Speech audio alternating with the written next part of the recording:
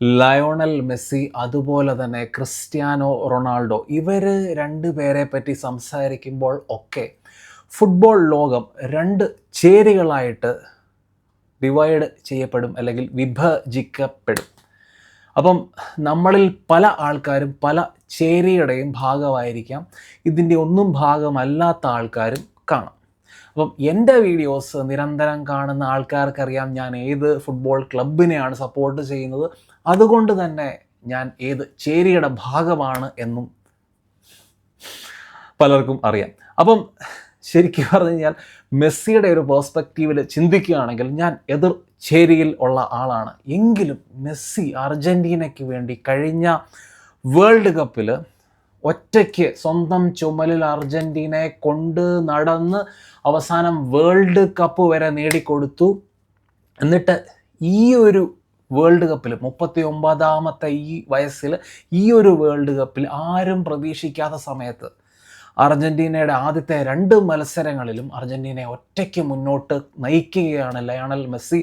Argentina അടിച്ച 5 ഗോളുകളും ഈ ഒരു വേൾഡ് കപ്പിൽ ആദ്യത്തെ 2 മത്സരങ്ങളിലായിട്ട് അർജൻറ്റീന അടിച്ച 5 ഗോളുകളിൽ 5 ഗോളും അടിച്ചത് ലയണൽ മെസ്സി. ഇന്നും ആ ഒരു ടീമിൽ, അർജൻറ്റീനൻ ടീമിൽ ഒരു അത്ഭുതം, ഒരു മാജിക്ക് നടത്തണമെങ്കിൽ ലയണൽ മെസ്സിക്ക് മാത്രമേ സാധിക്കത്തുള്ളൂ. അതുകൊണ്ട് തന്നെ എതിർ ചേരിയിൽപ്പെട്ടവനായിരുന്നാലും എനിക്ക് ജോസെ മൊറീഞ്ഞോ പറഞ്ഞ പോലെ റിസ്പെക്റ്റ് ഇത് മാത്രമേ എനിക്ക് ലയണൽ മെസ്സിയോട് തോന്നുന്നുള്ളൂ. ഇതൊക്കെ നമ്മൾ പറയുമ്പോഴും ഇന്ന് ആ ഒരു ആദ്യത്തെ 20 മിനിറ്റിൻ്റെ ഇടയിൽ മെസ്സി 2 പൊട്ടുപോണക്കത്തെ ചാൻസ്, പുഷ്പം പോലത്തെ ചാൻസ് മിസ് ചെയ്തു, ഒരു പെനാൽറ്റി ഉൾപ്പെടെ. അപ്പം ആ ഒരു സമയത്ത് മീഡിയ അല്ലെങ്കിൽ മെസ്സിയെ കൊല്ലണം അല്ലെങ്കിൽ കൊല്ലാക്കൊല ചെയ്യാൻ വേണ്ടി കുറേ ആൾക്കാർ കഴുകൻ കണ്ണുമായിട്ട് നോക്കി നിൽക്കുന്നുണ്ടല്ലോ. അത് മെസ്സിയുടെ കാര്യത്തിൽ മാത്രമല്ല, അപ്പുറത്ത് റൊണാൾഡോയുടെ കാര്യത്തിലും അതേ പരിപാടി തന്നെയാണ്. റൊണാൾഡോ എവിടെ തോൽക്കും എന്ന് നോക്കി നടക്കുന്ന കുറച്ച് ആൾക്കാരുണ്ട്. ആ കഴുകന്മാർ തന്നെ മെസ്സിക്കും എതിരെ ആക്രമണം അഴിച്ചു വിടാൻ വേണ്ടി തുടങ്ങി. പക്ഷേ മെസ്സി അതിനൊക്കെ മറുപടി ഗ്രൗണ്ടിൽ കൊടുത്തു. അത് കഴിഞ്ഞ് വന്ന 2 ഗോളുകൾ, ആ 2 ഗോളുകൾ എന്ന് പറയുന്നത് നല്ല ബുദ്ധിമുട്ടുള്ള 2 ചാൻസസ് ആണ് മെസ്സി സ്കോർ ചെയ്തത്. അപ്പം അതിലൂടെ മെസ്സി അല്ലെങ്കിൽ മെസ്സിയെ വലിച്ച് കീറാൻ, കൊത്തി വലിക്കാൻ ശ്രമിക്കുന്ന കഴുകന്മാരോട് പറയുന്നത്, എനിക്ക് ചെറിയ ചാൻസുകളൊന്നും സ്കോർ ചെയ്യാൻ താല്പര്യമില്ല. ഇത് പോണക്കത്തെ ബുദ്ധിമുട്ടുള്ള ചാൻസുകൾ എൻ്റെ മുന്നിലേക്ക്, അല്ലെങ്കിൽ ബുദ്ധിമുട്ട്, പ്രതിസന്ധികൾ, പ്രതിബന്ധങ്ങൾ ഒക്കെ എൻ്റെ മുന്നിലേക്ക് ഇട്ട് തരൂ. അതിനെയൊക്കെ തരണം ചെയ്ത് എങ്ങനെ മുന്നോട്ട് പോകുന്നു എന്ന് ഞാൻ കാണിച്ചു തരാം എന്ന് മെസ്സിയുടെ 2 ഗോളുകളിലൂടെ മെസ്സി പറയാതെ പറഞ്ഞു. മെസ്സി അർജൻറ്റീനയെ സ്വന്തം ചുമലിലാണ് ചുമന്നുകൊണ്ട് മുന്നോട്ട് പോകുന്നത് എന്ന് ഞാൻ പലപ്പോഴും വീഡിയോയിൽ പറഞ്ഞു. അപ്പോൾ അതിനുള്ള മെയിൻ കാരണം ഗോൾ സ്കോറിങ് അല്ലെങ്കിൽ ആ ഒരു മാജിക്ക് കാണിക്കുന്നത് മാത്രമല്ല, മെസ്സി ആ ഒരു ടീമിൻ്റെ ഫുട്ബോൾ അല്ലെങ്കിൽ ആ ഒരു ഗെയിമിൻ്റെ, അർജൻറ്റീനയുടെ ആ ഒരു ഗെയിമിൻ്റെ ടെമ്പോ കൺട്രോൾ ചെയ്യാനും സഹായിക്കുന്നുണ്ട്. നമുക്ക് എല്ലാവർക്കും അറിയാം അർജൻറ്റീന ഒരു 4-4-2 എന്ന് പറയുന്ന ഫോർമേഷനിലാണ് കളിക്കുന്നത്. അതിൽ മെസ്സിയെ നമ്മൾ ആ ഒരു ഫ്രണ്ട് 2ൻ്റെ ഭാഗമായിട്ടാണ് മെസ്സിയെ പലപ്പോഴും കാണുന്നത്. പക്ഷേ അർജൻറ്റീന ആ ഒരു മാച്ച് പലപ്പോഴും മാനേജ് ചെയ്യേണ്ട അവസ്ഥ വരാറുണ്ട്. ഇപ്പോൾ 1-0 മുന്നിൽ നിൽക്കുന്ന മത്സരം ഫസ്റ്റ് ഹാഫിൻ്റെ ഒരു അവസാന ഭാഗമൊക്കെ ആയപ്പോഴത്തേനും ആ ഒരു ഇൻറ്റൻസിറ്റി മെയിൻറ്റെയിൻ ചെയ്ത് മുന്നോട്ട് പോവുക എന്ന് പറയുന്നത് കുറച്ച് ബുദ്ധിമുട്ടാണ്.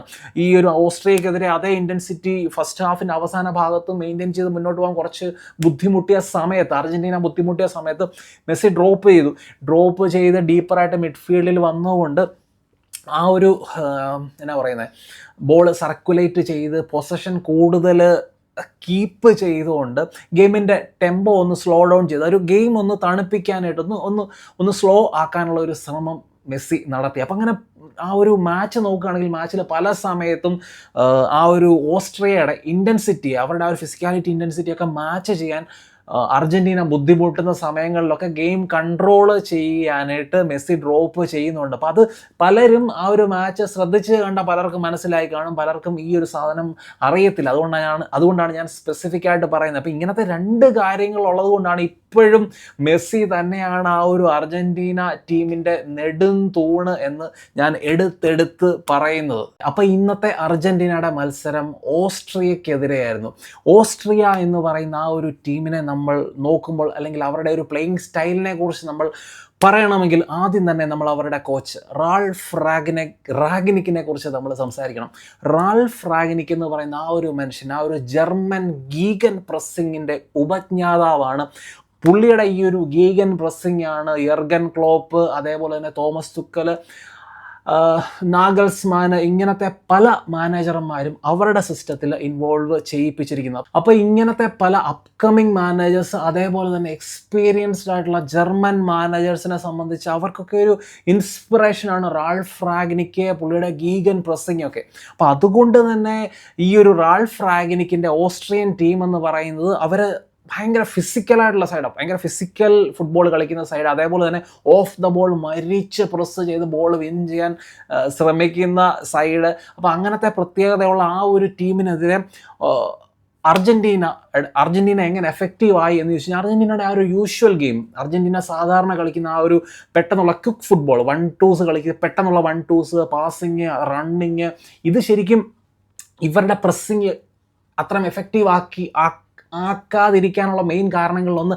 അർജന്റീനയുടെ അവരുടെ ആ ഒരു നാച്ചുറൽ ഫുട്ബോളാണ്. പെട്ടെന്നുള്ള പാസിങ്, ക്വിക്ക് 1-2s, റണ്ണിങ്, അത് ശരിക്കും ഇവരുടെ പാസിങ് സ്ട്രക്ചറിനെയൊക്കെ പൊളിച്ചെടുക്കാൻ ഒരു പരിധിവരെ അർജന്റീനയെ സഹായിച്ചിട്ടുണ്ട്. പക്ഷേ മാച്ചിൽ മുന്നോട്ട് പോകുന്നതിനനുസരിച്ച് എന്നാ പറയുന്നത്, നമ്മുടെ ഈ ഒരു ഓസ്ട്രിയ മത്സരത്തിൽ ഗ്രോ ചെയ്യുന്നു, അവരുടെ ഫിസിക്കൽ സൈഡ്, മത്സരത്തിൻ്റെ ഫിസിക്കൽ സൈഡ് കാണിക്കുന്നു, സെക്കൻഡ് ബോൾസ് കൂടുതലും മിഡ്ഫീൽഡിൽ വിൻ ചെയ്യുന്നു, കണ്ടിന്യൂസ് അറ്റാക്കിന് പോകുന്നു. പക്ഷേ അറ്റാക്ക് ചെയ്യുമ്പോഴുള്ള ഇവരുടെ പ്രശ്നം എന്താണെന്ന് വെച്ചാൽ, ഇവർ ഫൈനൽ തേർഡിൽ എത്തുമ്പോഴത്തേന് ഇവർക്ക് കൺവിൻസിങ് ആയിട്ട് ചാൻസസ് ക്രിയേറ്റ് ചെയ്യാനോ അല്ലെങ്കിൽ കിട്ടുന്ന ചാൻസസിനെ ബെറി ചെയ്യാനോ ഉള്ള മനുഷ്യരില്ല എന്നുള്ളതായിരുന്നു ഓസ്ട്രിയയുടെ ഏറ്റവും വലിയൊരു പ്രശ്നം. ഓസ്ട്രിയ ഇന്ന് ഒരു നാച്ചുറൽ നമ്പർ 9 കൊണ്ടല്ല, ഇപ്പോൾ അർണാട്ടോവിച്ച്, കലാഡസിച്ച്, അപ്പോൾ അങ്ങനത്തെ പ്ലെയേഴ്സ് നാച്ചുറൽ നമ്പർ 9 അല്ല അവരിന്ന് യൂസ് ചെയ്തത്. കുറേ കൂടെ ഒരു ഫോൾസ് 9 കളിക്കുന്ന പോണക്കത്തെ ഒരു പ്ലെയറിനെയാണ് അവർ യൂസ് ചെയ്തത്. അത് മാത്രമല്ല, എന്നെ സംബന്ധിച്ച് ഈ പാസിംഗ് ഗെയിമിനേക്കാളും കൂടുതൽ ഇന്ന് ഓസ്ട്രിയ അർജന്റീന ടെസ്റ്റ് ചെയ്യണമായിരുന്നെങ്കിൽ കൂടുതൽ അറ്റംപ്റ്റ്സ് അവർ ക്രോസുകൾ വഴി നടത്തണമായിരുന്നു. പല സെറ്റ് പീസസ്, ഫൗൾസ് വിൻ ചെയ്ത്, ഫ്രീ കിക്ക്, അപ്പോൾ അങ്ങനെ ക്രോസുകൾ ബോക്സിലോട്ടൊക്കെ വരുമ്പോഴത്തേനും അർജന്റീനയുടെ വീക്ക്നെസ് എക്സ്പോസ് ആകുന്നുണ്ടായിരുന്നു. അപ്പോൾ ആ രീതിയിൽ physical side of the game അത് കൂടുതൽ യൂസ് ചെയ്ത് അർജന്റീനയെ കുറേ കൂടെ ഡോമിനേറ്റ്, അല്ലെങ്കിൽ അർജന്റീനയുടെ ഗെയിമിനെ കുറേ കൂടെ ഡോമിനേറ്റ് ചെയ്യാനുള്ള ശ്രമം ഓസ്ട്രിയക്ക് ശ്രമിക്കാമായിരുന്നു. പക്ഷെ അവരത് ശ്രമിച്ചില്ല. അവർ കൂടുതൽ പാസിംഗ് ഗെയിം അല്ലെങ്കിൽ ട്രാൻസിഷനിൽ പെട്ടെന്ന് ക്വിക്ക് പാസിംഗ് ഒക്കെ നടത്താൻ ശ്രമിച്ചു. അത് അർജന്റീന ടീം വളരെ നിഷ്പ്രയാസം അത് ഡിഫെൻഡ് ചെയ്തിട്ടുണ്ട്. ഈ ക്രോസിങ്, പ്രത്യേകിച്ച് സെക്കൻഡ് ഹാഫിൽ സബിത്സറിൻ്റെ ആ ഒരു ക്രോസിലുള്ള ചാൻസ്, അപ്പോൾ ആ സമയങ്ങളിലൊക്കെയാണ് ആ ഒരു ത്രെട്ട് എന്നുള്ള രീതിയിൽ അറ്റാക്കിൽ നമ്മൾക്ക് കാണാൻ വേണ്ടി സാധിച്ചത് ഓസ്ട്രിയയെ. അല്ലാതെ വർക്ക് റേറ്റിൻ്റെ കാര്യത്തിലൊന്നും യാതൊരു പ്രശ്നവും ഇല്ല ഓസ്ട്രിയൻ സൈഡിൻ്റെ ഭാഗത്തുനിന്ന്. അപ്പോൾ ഈ ഒരു ഗെയിമിൻ്റെ ഈ ഒരു സൈഡ് കുറേ കൂടെ ഓസ്ട്രിയയെ സംബന്ധിച്ച് അവർക്ക് ഇമ്പ്രൂവ് ചെയ്യാമായിരുന്നു എന്നാണ് എൻ്റെ വ്യക്തിപരമായിട്ടുള്ള എൻ്റെ ഒരു അഭിപ്രായം. പിന്നെ നമ്മൾ ഈ ഒരു അർജന്റീന ടീമിൻ്റെ കാര്യത്തിലോട്ട് തിരിച്ചു വന്നു കഴിഞ്ഞാൽ, ഇവിടെ ഒരു ഫാമിലി അറ്റ്മോസ്ഫിയർ ഉള്ള ഒരു ടീമാണ് അർജന്റീന ടീം. ഒരു മനുഷ്യൻ ആരെയും തൊട്ട് കഴിഞ്ഞാൽ അവിടെ ഈച്ച കൂടുന്ന പോലെയാണ് ആൾക്കാർ കൂടുന്നത്. നമ്മുടെ അൽമാഡയ്ക്കെതിരെ ഫൗള് ചെയ്യാൻ അവരുടെ ഫുൾ ബാക്ക് പോഷ് ശ്രമിച്ചപ്പോഴത്തേനും ഉള്ള പ്രശ്നങ്ങൾ, പിന്നെ നിക്കോ ഗോൺസാലസിനെതിരെ കൊണാഡ് ലൈമർ ഫൗള് ചെയ്തപ്പോഴത്തേനും മദീന ഇടപെടുന്നതും ഒക്കെ നമ്മൾ കണ്ടു. അപ്പോൾ ആ ഒരു ഫാമിലി ബോണ്ടിങ് ഉള്ള ഒരു നാഷണൽ ടീമാണ്, ഒത്തിരി ഫാമിലി ബോണ്ടിങ് ഉള്ള ഒരു നാഷണൽ ടീം. പല ടീമുകളും കണ്ടുപഠിക്കേണ്ട ആ ഒരു ഒത്തൊരുമയുള്ള ഒരു ടീമാണ് അർജന്റീന. അത് ശരിക്കും അവരെ ഒരു ട്രോഫിയൊക്കെ ജയിക്കാൻ കഴിഞ്ഞ ആ ഒരു വേൾഡ് കപ്പിൽ സഹായിച്ച ഒരു വലിയ ഘടകങ്ങളിലൊന്നാണ്. പിന്നെ അവരുടെ സ്റ്റൈൽ ഓഫ് ഫുട്ബോൾ, അത് എഫക്റ്റീവായിട്ട് പിച്ചിൽ അല്ലെങ്കിൽ ഗ്രൗണ്ടിൽ ഇംപ്ലിമെൻറ്റ് ചെയ്യാനുള്ള കോച്ചിൻ്റെ കഴിവ്, ടാക്റ്റിക്കലി ഉള്ള ഒരു ഫ്ലെക്സിബിലിറ്റി, ഇതൊക്കെ ശരിക്കും ആ ഒരു ടീമിനെ ഒരു ചാമ്പ്യൻ സൈഡാക്കി മാറ്റാൻ സഹായിച്ചിട്ടുണ്ട്. ഇനിയിപ്പം അർജന്റീനയുടെ അടുത്ത മത്സരം എന്ന് പറയുന്നത് അവരുടെ ഗ്രൂപ്പ് സ്റ്റേജിലെ അവസാനത്തെ മത്സരമാണ്. അതും ജോർദാൻ പോണക്കത്തെ ഒരു ടീമിനെതിരെ. ഓൾറെഡി റൗണ്ട് ഓഫ് 32 അടുത്ത റൗണ്ടിലേക്ക് ക്വാളിഫൈ ആയ അർജന്റീനയെ സംബന്ധിച്ച് അടുത്ത മത്സരം എന്ന് പറയുന്നത് അവരെ സംബന്ധിച്ച് അവരുടെ ബെഞ്ചിലുള്ള പല കളിക്കാർക്കും അവസരം കൊടുക്കുക, അതുപോലെ തന്നെ അവരുടെ ഫസ്റ്റ് ടീമിലുള്ള പല ഇമ്പോർട്ടൻ്റ് ആയിട്ടുള്ള ഏറ്റവും പ്രധാനപ്പെട്ട പ്ലെയേഴ്സിനൊക്കെ റെസ്റ്റ് കൊടുക്കുക എന്നുള്ളതാണ്.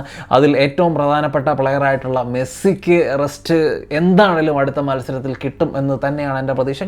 കിട്ടാതിരിക്കാൻ യാതൊരു വഴിയില്ല. 39-കാരനായ ആ മനുഷ്യൻ്റെ ബോഡി ടേക്ക് കെയർ ചെയ്യുക എന്നുള്ളത് അർജൻറ്റീനയുടെ കോച്ചിൻ്റെ അല്ലെങ്കിൽ അർജൻറ്റീന ടീം മാനേജ്മെൻറ്റിൻ്റെ തന്നെ വലിയൊരു ഉത്തരവാദിത്തമാണ്. അത് അവരുടെ മുന്നോട്ടുള്ള യാത്രയെ തന്നെ വളരെ പോസിറ്റീവായിട്ട് ബാധിക്കുന്ന കാര്യമാണ് മെസ്സി ഫിറ്റായി ഇരിക്കുക എന്നുള്ളത്.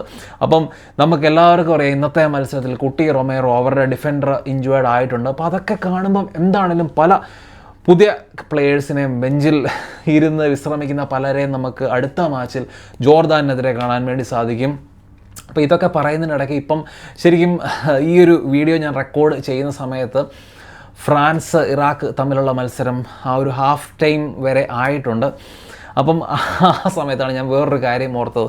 എംബാപ്പെ ഗോൾ സ്കോർ ചെയ്ത് എംബാപ്പയുടെ ടോട്ടൽ ഗോൾസ് 15 ഗോളുകളായിട്ടുണ്ട്. ടോട്ടൽ വേൾഡ് കപ്പിൽ ഫിഫ വേൾഡ് കപ്പിൽ എംബാപ്പെ ഇതുവരെ 15 ഗോള് അടിച്ചിട്ടുണ്ട്. നമുക്കെല്ലാവർക്കും അറിയാം മെസ്സി ഇന്ന് മിറോസ്ലാവ് ക്ലോസയുടെ ആ ഒരു 16 ഗോൾ എന്നുള്ള ആ ഒരു റെക്കോർഡ് മറികടന്നുകൊണ്ട് വേൾഡ് കപ്പിൽ ഏറ്റവും കൂടുതൽ ഗോളുകൾ സ്കോർ ചെയ്യുന്ന മനുഷ്യനായി മാറി ലിയോണൽ മെസ്സി. എംബാപ്പെ തൊട്ട് പുറകെ തന്നെയുണ്ട്. ഈ വേൾഡ് കപ്പിൽ അല്ലെങ്കിൽ അടുത്ത വേൾഡ് കപ്പിലൊക്കെ ആയിട്ട് എന്താണെങ്കിലും തകർക്കപ്പെടും ആ റെക്കോർഡ്. എംബാപ്പെ ഇങ്ങനെ തുനിഞ്ഞിറങ്ങുന്ന സ്ഥിതിക്ക് നമുക്കൊന്നും ചെയ്യാൻ പറ്റത്തില്ല. എംബാപ്പെ തന്നെ ആ ഒരു റെക്കോർഡിന് ഉടമയായി മാറും. അപ്പോൾ ഇത്രയൊക്കെയാണ് എനിക്ക് വീഡിയോയിൽ പറയാനുള്ളത്. നിങ്ങളുടെ അഭിപ്രായങ്ങൾ തീർച്ചയായിട്ടും നിങ്ങൾ കമൻസായിട്ട് ചന്നം ഇടുക. മറ്റൊരു നല്ല വീഡിയോ ഇടണം.